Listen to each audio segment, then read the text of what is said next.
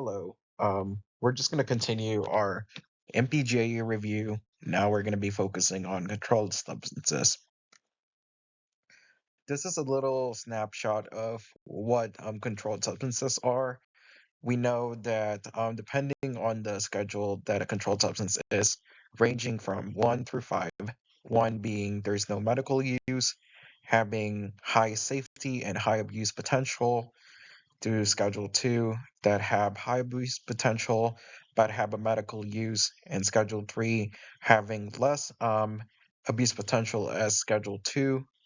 However, when it comes to the abuse, it could have moderate or low physical dependence or high psychological dependence, and Schedule 4 having less potential for abuse compared to C3, and lastly, Schedule 4 having least potential abuse compared to the first four that we just talked about.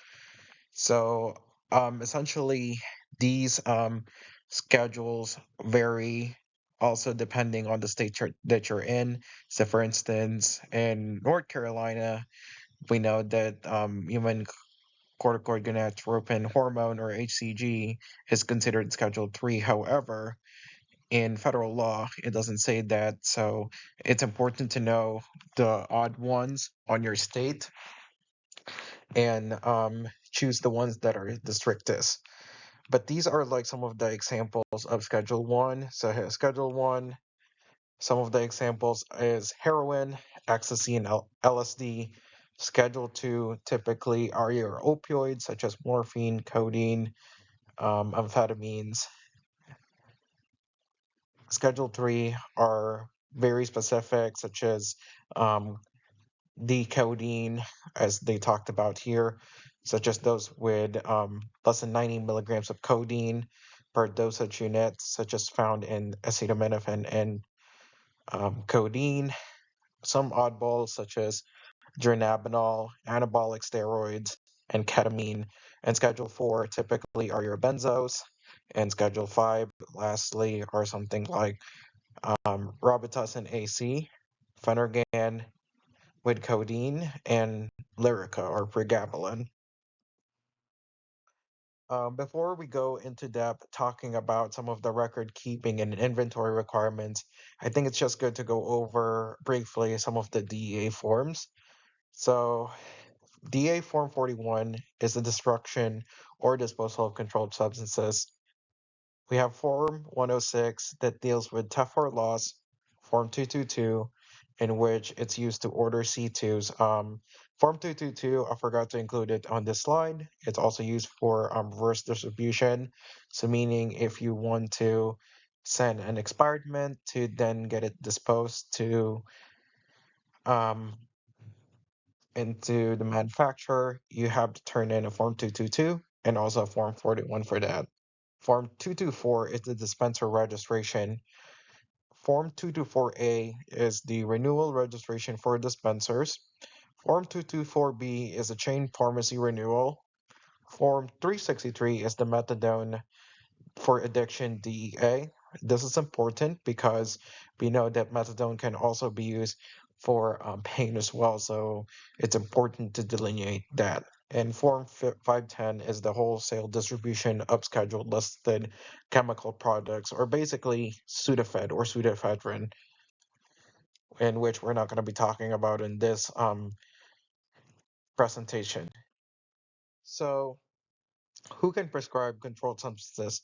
So remember, the prescriber that can prescribe controlled substances, A, needs to be licensed into their respective state, but also needs to get registered with the DEA. There are some exceptions in which a physician can basically use their facility's DEA number, such as if they're working in a hospital, in which they can actually use the hospital's DA number. But in order to differentiate that, there are some suffixes that could like delineate between a prescriber, just to tell who's actually prescribing some of those meds. Physicians, which are medical doctors, or what we call MD, as well as DO, or Doctor of Osteopathic Medicine, have a broad prescribing privileges. What this means is that they don't need supervision of another doctor or another healthcare provider when it comes to prescribing a medication, unlike certain healthcare providers certified such as CPPs, which are clinical pharmacist practitioners. Other states might call it differently as well, such as PAs or physician assistant and NPs. Um, and then you have what we call a kind of bit of an oddball, where these have independent authority when it comes to dispensing or prescribing controlled substances, but it needs to be within their scope of practice, such as those that are veterinarian and podiatrists. So, for example, if you see on the exam that a veterinarian is prescribing a gabapentin for a dog, that is not based on their scope of practice, since um, podiatrist doesn't deal with um, animal patients. And this is also in contrast to veterinarian dealing with anything related to foot when it comes to prescribing pain meds of some sort. It's important to know that pharmacists have a corresponding responsibility. So, what this means actually is that the prescriber who wrote the prescription, not for legitimate use or medical purpose, and the pharmacist who fills the prescription are subject to the same type of penalties for the violation of it. So, that's just important to know. So I almost forgot to talk about here in that slide. Um, you're going to have instances in which certain providers having more authority when it comes to prescribing controlled substances, such as those, I believe, in Washington State that can prescribe some controlled substances as a naturopath, and definitely not every state will have that. So it's important to look into the state law that you're in to make sure that you know which of those providers can prescribe medication.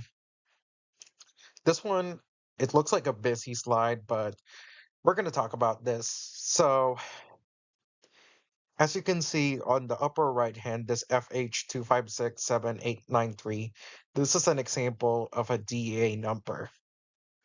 Um, with DA registration, they're valid 3 years for pharmacy and practitioners. When it comes to manufacturers and distributors, they have to register yearly. So it is composed of 2 letters and 7 numbers. Okay. So in order to determine whether the DA number is legit or not, we're gonna go and follow the bottom. So first, we have to see if this DA number is correct or not. So let me use my pen here. So, so remember, A, B, F, and G is indicative of practitioner. So they could be doctor of dental, or they could be dentist. So DDS and DMD, they're both dentistry, whether they're DO, DPM, DVM, or doctor of veterinary medicine, or MD.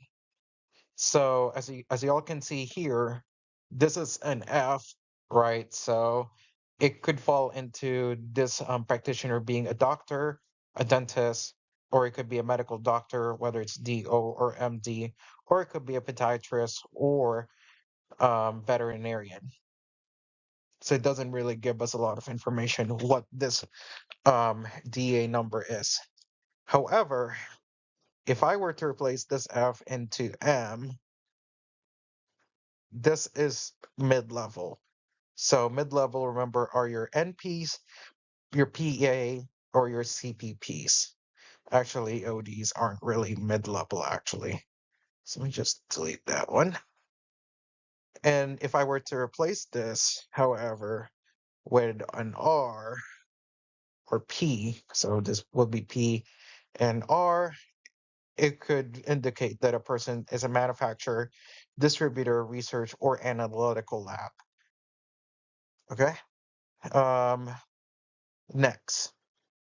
this H right here next to the initial one is usually the last name of the provider. So this could indicate that this provider could be a dentist or it could be a medical doctor of some sort, and that their last name starts with H.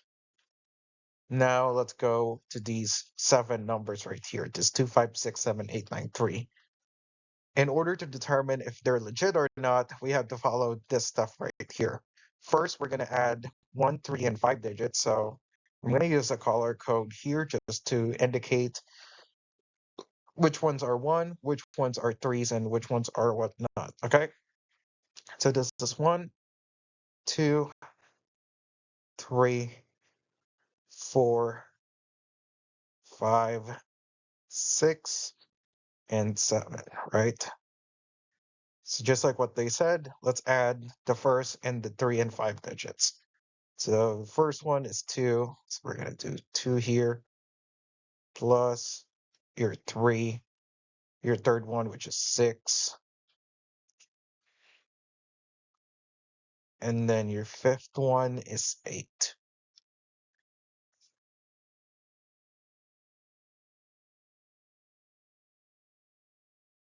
Okay, when we do the math, 2 plus 6 plus 8 is 16.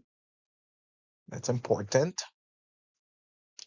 And then we're going to do the remaining ones, your evens. So we're going to do 5.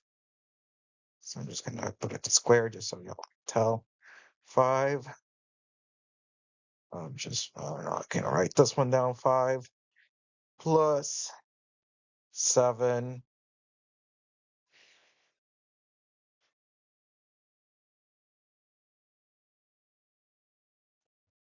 and then lastly 9.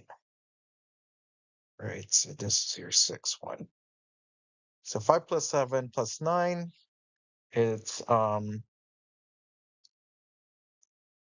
do this one real quick. So 5 plus 7, we know it's 12, plus 9 is 21. Okay, but remember, we have to multiply this by 2. So 21 times 2 is 42. Okay.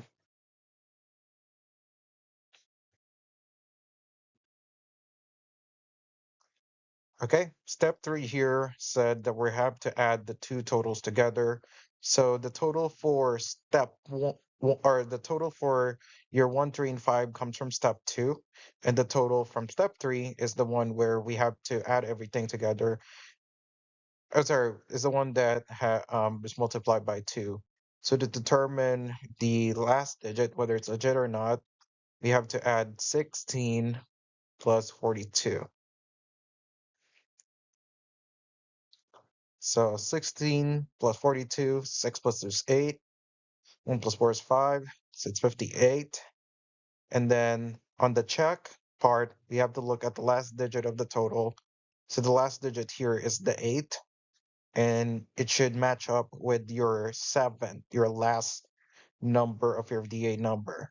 As you all can tell, 8 is not the same as 3, therefore, this is an invalid DA number.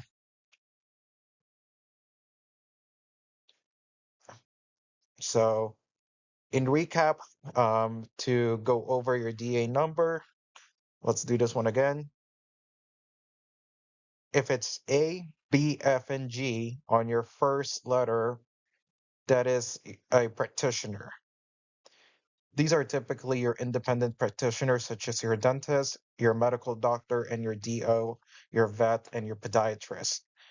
Your M, so if this is an M, it's a mid-level. So these could be a CPP, PA, or NP. If it's P or R at the beginning, it could mean that it's a manufacturer, distributor, research, or an analytical lab. Typically, the next letter is the last name of that provider. And then to determine then whether the DA number is legit or not, we just follow the steps. So the first one is add 1, 3, and 5. So add your first digit of your first number third digit of your third number, and then your fifth. Then you have to add 2, and then your 4, and then your 6.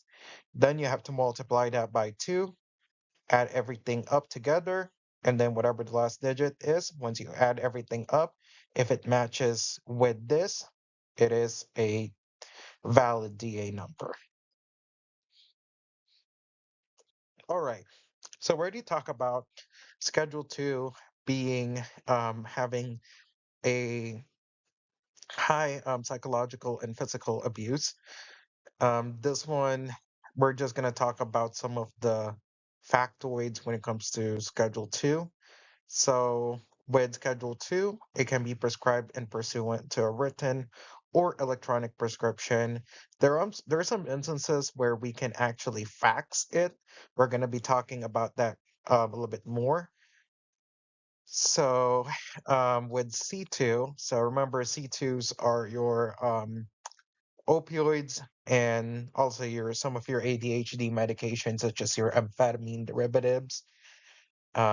Remember, when you're doing or when you're looking at a C2 prescription, the prescription is only good 6 months after when it was written by a prescriber. Way past beyond that 6 months, the prescriber needs to write another one. Um, per federal, there's no refills, and per federal, there's no quantity limit. So when it comes to quantity limit, of course, the insurance company can limit it to probably 30-day supply and can dispense 90-day supply of your C2s. Usually, they will, once the patient is stable and everything, what they would do is, okay, so and so is stable on their ADHD medication, they'll issue multiple prescriptions that have a do not fill until. So let me write it down.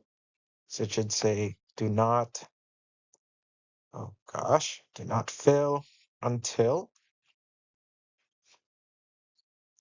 And usually it's written on the upper right hand to tell that they should not fill it until a certain date.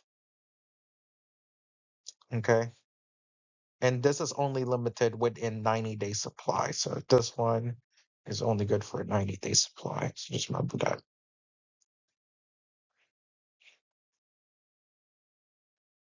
Okay. To talk about a little bit more about Schedule 2, we're going to talk about there are some instances, just like what I talk about, where we can fax a prescription. But first, we're going to talk about emergency prescriptions.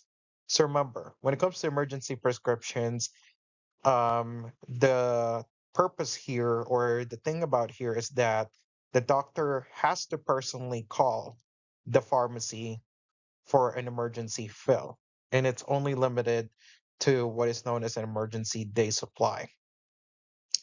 Um, the reason why an emergency prescription can happen is through various things. One, they have to essentially give this medication right away to the patient.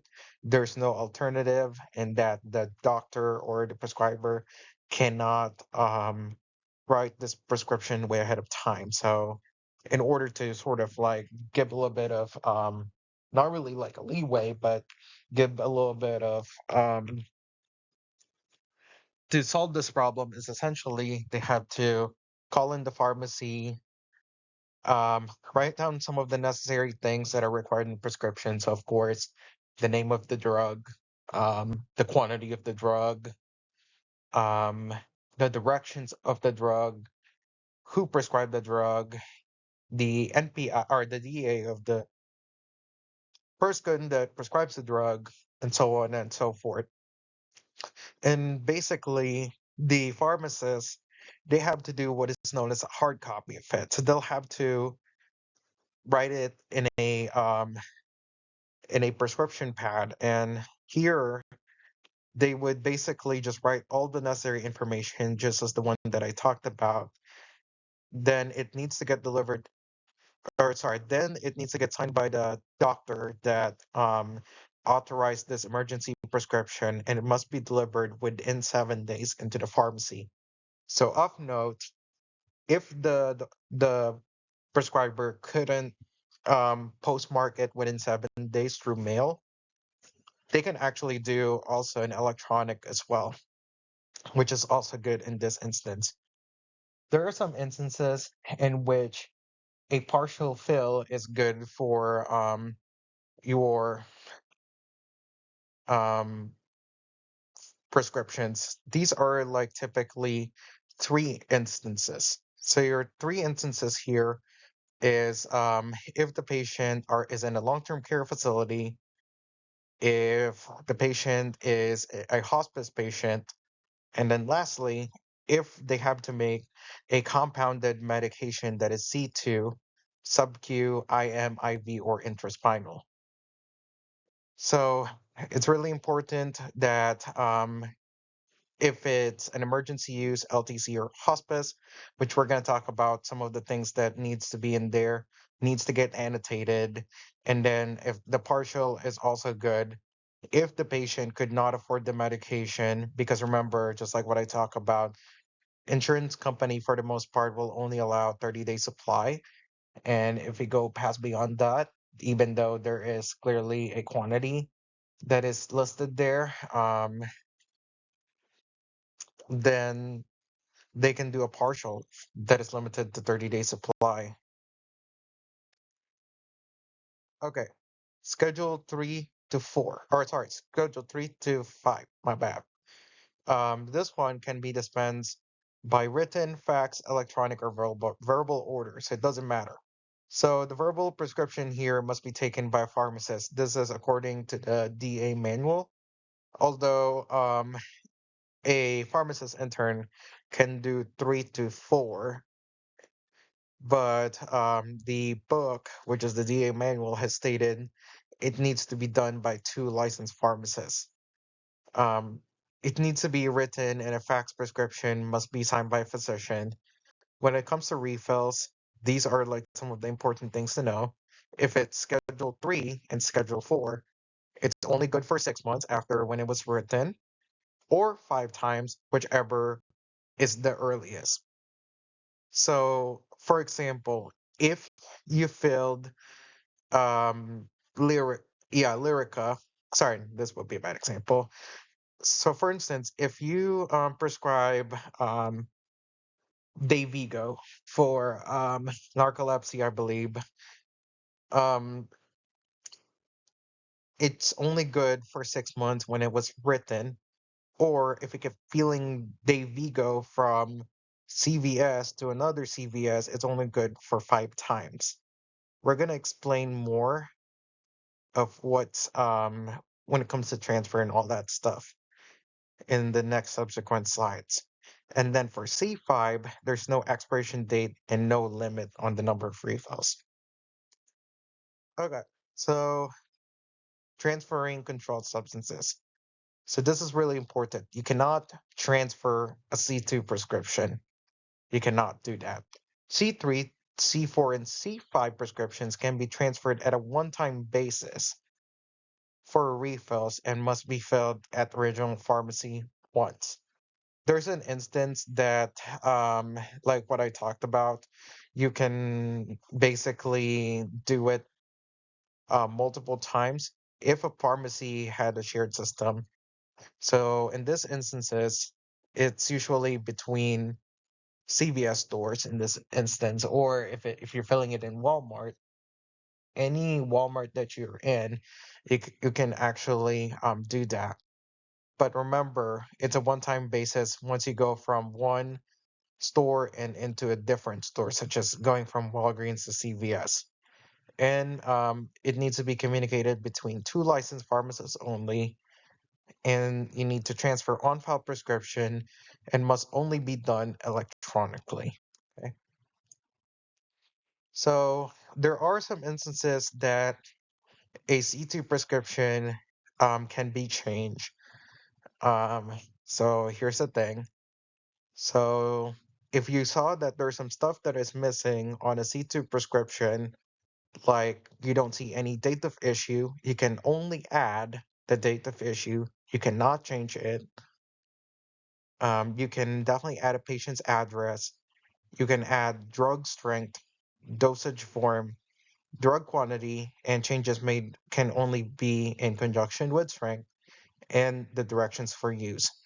There are some things that you can't change, like the drug name, the patient name, or the signature of the prescriber. So those are like some things to know. Okay, this is a busy slide. I'm just going to be going over documentation in here. So in this slide right here, I'm just going to be talking about what's needed in terms of documentation for these five different things. So first, we're going to go from left to right. So when it's requested by the provider, you need to have this authorized by practitioner to partial fill. So this is when you're doing partial fill if it's requested by the practitioner. So you need to have that. You need to have the partial fill quantity, the name of the doctor, the date and the time of discussion, and lastly, the pharmacist's initial. The second one is the requested by patient partial fill C2. So you need to have this phrase right here.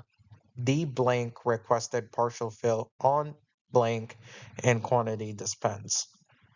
And then for long-term care facility patients or terminally ill that are in C2 medications, so remember those are your opioids and those are your Adderalls of some sort. Um, it should say terminally ill or long-term care facility, or it could be denoted as LTCF. And then these are some of the things that are needed for refill recording in C3 to C4.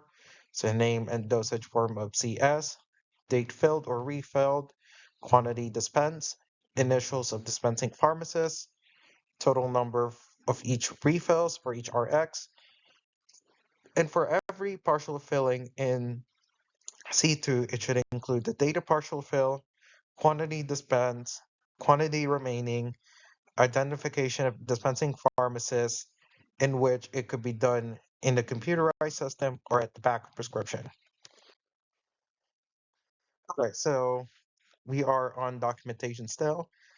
We're just going to talk about what needs to be included when you're executing a Form 222. So remember, when you're ordering stuff on the Form 222, you need to have these. So that includes name and address of supplier, name of substance, dosage form, number of units or volume and container, number of containers ordered, NDC, signed and dated by a person to authorize to sign the application for DA registration, or a person granted power of attorney at the pharmacy. And when you're canceling or voiding part of all the order in CSOS, C through to C5, you need to indicate a copy of void in there. And here are some of the things that are needed for records of receipt for C3, C4, and C5. So it needs to have the drug name, dose form, strength, number of those units or volume and container, date of receipt, name, address, and registration number of supplier. Okay, so when we're filing controlled substances, you need to have these. You can do it in different ways. So the first one is you need to have three separate cabinets of C2, C3 through C5, and other Legend RX, as your non-controlled substances. The other option is a two-drawer system. So the two-drawer system is basically you're gonna have C2 just by itself, C3, C4, and C5, but they need to have a mark with red C in the lower right corner in one drawer and all other prescription in the second file. And then here are some of the inventory requirements. So you need to do an initial inventory on the day of the pharmacy starts handling controlled substances, and it must be done biannually, or meaning every 2 years. So the inventory must be an exact count for C2, an estimated count for C3 to C4, unless if the container has greater than 1,000 tablets or what they would call 1,000 units, so it could be capsules or things of that sort, then you should do an exact count.